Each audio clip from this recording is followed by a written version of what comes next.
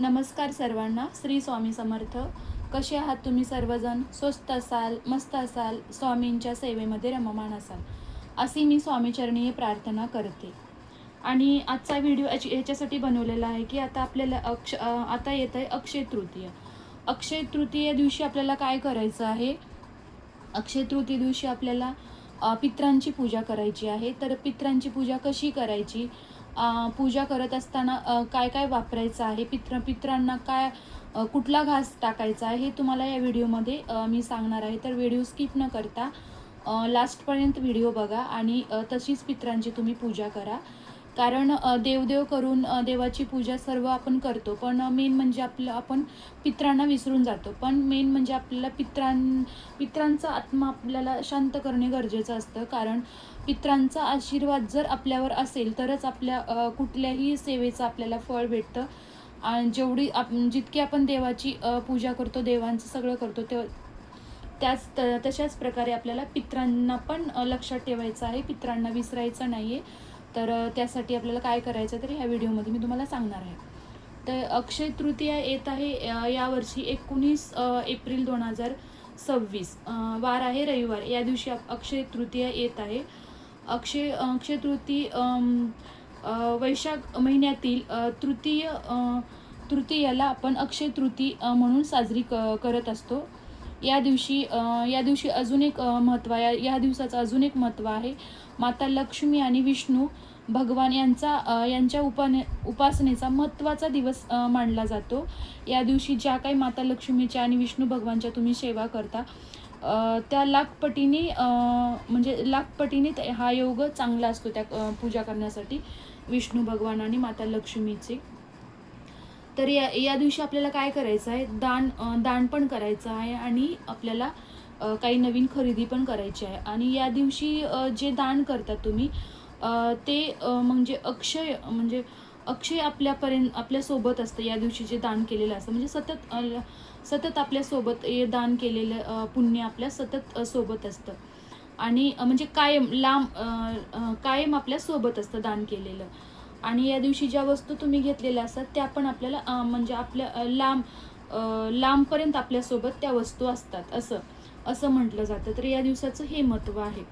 आणि 3.5 मुहूर्तापैकी हा मुहूर्त जो आहे तर या मुहूर्ताला म्हणजे 3.5 मुहूर्तापैकी हा मुहूर्त महत्त्वाचा हा मुहूर्त एक आहे. तो शुभ मुहूर्त आहे. या मुहूर्ताला महत्त्वाचा मुहूर्त मानला जातो. त्यामुळे या दिवशी आपल्याला पितरांची सेवा करायची आहे. तर या दिवशी पितरांची सेवा कशी करायची आहे तर पितरांना आपण काय अर्पण करायचं आहे? या दिवशी जे कोणी पितरांची सेवा करतात त्यांना जो पितृदोष लागलेला असतो तर तो पितृदोष निघून जाण्यासाठी हा दिवस खूप महत्त्वाचा आहे. त्यामुळे या दिवशी आपल्याला पितरांची सेवा करायचा. जे कुणाला पितृदोष नाही आहे पण तो लागू नये यासाठी पण या पूजेचं म्हणजे महत्त्व आहे. आणि नंतर म्हणजे आणि ही पितृदोषाची जर पूजा केली म्हणजे पितराची पूजा केली आपण त्या दिवशी तर पितरांचा आशीर्वाद आपल्यावर कायमस्वरूपी राहतो. आणि त्यामुळे आपल्या कुठल्याही कामामध्ये आपल्यावर काही वाईट शक्ती, कुठल्या कामामध्ये अडथळा येणं हे सगळ्या नकारात्मक गोष्टी घडत नाहीत पितरांचा जर आशीर्वाद आपल्यावर असला तर. त्यामुळं आपल्याला पितरांचा आत्मा शांत करणं खूप गरजेचं आहे. तर पितरांची सेवा कशी करावी, त्यांना घास कोणता द्यावा, हे सर्व तुम्हाला मी माहिती देणार आहे. तर उदक कुंभ म्हणून एक सेवा असते. उदक कुंभ म्हणून सेवा असते. ती उदक कुंभ आपल्याला कशा प्रकारे करायचं आहे तर त्या दिवशी आपल्याला सकाळी लवकर उठून स्वच्छ स्नान करायचे आहे. आणि स्नान झाल्यानंतर म्हणजे आपण सूर्याला जल व्हायचं आहे. सूर्याला जल अर्पण करायचं आहे. सूर्याला नमस्कार करायचा आहे. आणि जे आपण प्रार्थना बोलतो रोजची ते सूर्याला बोलायची आहे. नंतर आपली देवपूजा करायचं आहे. घरातलं सगळं आपलं काम म्हणजे अजून म्हणजे प्रत्येक जणांचा प्रश्न येतो की हे उदक कुंभ म्हणजे उदक कुंभ हे कधी करायचं आपल्याला, म्हणजे कधी करायचं तर हे सकाळी करायचं नसतं. सकाळी आपले जे रुटीन काम आहे ते सगळे करून सूर्याला जल देणे, आपली पूजा करणे सगळं झाल्यानंतर 11 ते म्हणजे ज्यावेळेस म्हणतात बघा गावाकडे वगैरे म्हणजे जुनी माणसं म्हणतात की डोक्यावर दिवस आला. ते काही टाईम बघत नाहीत, म्हणजे दिवसाला बघून ते सांगू शकतात की किती टाईम झाला. तर डोक्यावर दिवस आला बाबा म्हणजे दुपारची वेळ झाली असं होतं. तर डोक्यावर दिवस येणं म्हणजे तो टाईम कोणता असतो? 11 ते 12:30 तर हे तुम्हाला उदक कुंभची पूजा म्हणजे सेवा तुम्हाला करायची आहे 11 ते 12:30 तर म्हणजे विधी करत असताना तुम्हाला पितृ अष्टकम पठण करायचं आहे. पूजा मांडण्याच्या अगोदर पितृ अष्टकम तुम्हाला पठण करायचे. आणि उदक कुंभ करत असताना म्हणजे पूजा कशी मांडायची तुम्हाला सांगते, तुम्ही व्यवस्थित ऐका. तर एक चौरंग घ्यायचं आहे तुम्हाला. एक चौरंग घेतल्यानंतर चौरंगावरती तुम्हाला पांढरं वस्त्र अतरायचं आहे. दस्ती म्हणा जे काय असेल ते पांढरं वस्त्र अतरायचं आहे. आणि त्या वस्त्रावर तुम्हाला एक पत्रवाळी ठेवायची आहे. तर कोणी असं म्हणतं की मी ताट ठेवू का? तुम्ही ठेवू शकता, काही पण ठेवू शकता. पत्रवाळी ठेवा किंवा ते केळीचं पाणी येतं, पित्राला आपण जे जेवू घालतो ते पाणी येतं. म्हणजे जे काय आपण म्हणजे पत्रवाळीच का सांगते, तर जे आपण ह्या पूजेमध्ये साहित्य वापरणार आहे ते आपल्याला दुसऱ्या दिवशी आपल्याला ते दान करायचं, म्हणजे त्याच दिवशी आपल्याला दान करायचं आहे. त्यामुळे तुम्ही पत्रवाळीच ठेवू शकता. पत्रवाळी ठेवल्यानंतर त्या पत्रवाळीवर म्हणजे आणि अजून एक गोष्ट लक्षात घ्या, ही पूजा करत असताना तुम्हाला दक्षिणेकडे तोंड करून ही पूजा मांडायची आहे. कारण दक्षिणेकडे आपल्या पितृंचा वास असतो, दक्षिण दिशेला आपल्या पितृंचा वास असतो. त्यामुळे ही पूजा दक्षिण दिशेकडे तोंड करून पूजा मांडायची आहे. ही पूजा देवघराच्या बाजूला मांडायची नाही आहे. तर कुठे पण तुम्हाला चांगली स्वच्छ जागा बघून दक्षिणेला तोंड करून ही पूजा मांडायची आहे. आणि पूजा मांडण्याच्या अगोदर बाजूला एक दिवा प्रज्वलित करून ठेवायचा आहे. नंतर पूजेला सुरुवात करायची आहे. तर चौरंगावर पांढऱ्या वस्त्रावरती तुम्हाला एक पत्रवाळी ठेवायची. आणि पत्रवाळीवर तुम्हाला गहू, तांदूळ नाही, गव्हाची रास तुम्हाला टाकायची, गहू टाकायचे. जास्त प्रमाणात तुम्ही गहू टाकू शकता. आणि काय असतं माहिती आहे का, सुडके तुम्हाला माहिती आहे का? म्हणजे आपण उन्हाळ्यामध्ये आपण माठ घेतो, माठामध्येच एक असं आता किती असेल बघा, एखादी 2 लिटर पाणी मावेल असं एक माठ घ्यायचं आहे तुम्हाला. आणि त्याच्यापेक्षा एक छोटं घ्यायचं आहे. मोठं जे माठ असेल ते करा असेल आणि छोटं जे माठ असेल ते केळी असं म्हणतात. करा म्हणजे सुवासीन असते आणि केळी म्हणजे जेंट्स असतात. म्हणजे आपल्या घरामध्ये जे सासू सासरे ऑफ झालेले असतात, आपले सासू सासरे, आता बरेच जण म्हणतात की आमचे सासू सासरे जिवंत आहेत. हो आहेत, पण तुमचे आज्जे सासू तर एक्सपायर झाले असतात, ते बी जिवंत असेल तर त्याचे म्हणजे आपल्या घरी पूर्वजन हे ऑफ झालेले असतातच. सासू असू द्या, आज्जे सासरे हे दोन्ही म्हणजे गेलेलेच असतात. ते असतील तर त्यांचे सासू सासरे तर गेलेले असतात. तर सासू म्हणजे करा आणि सासरे म्हणजे केळी, हे असं त्यांना नाव आहे. म्हणजे मी माठ तुम्हाला का बोलली तर काही म्हणजे तुम्हाला समजण्यासाठी माठ बोलली. तर एक 2 लिटरच्या साईजचा माप आणि एक लिटरच्या साईजचा माप.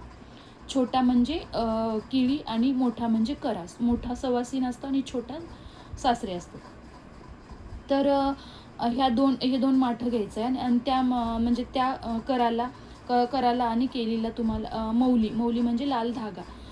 तर म्हणजे मानेला म्हणजे कंठ म्हणजे जो ते माठाचं जे असं गोल हे असतं ना, राऊंड म्हणजे भरत आले की थोडासा, त्याला कंठ म्हणजे गळ्याला, त्याला गुंडाळून घ्यायचं आहे 3 वेळात. आणि गुंडाळत असताना एक गोष्ट लक्षात ठेवायची, एक गोष्ट, आपण जी ही पूजा करणार आहे ती प्रत्येक गोष्ट आपण उलटी करणार आहे, कारण ही पित्रांची पूजा आहे.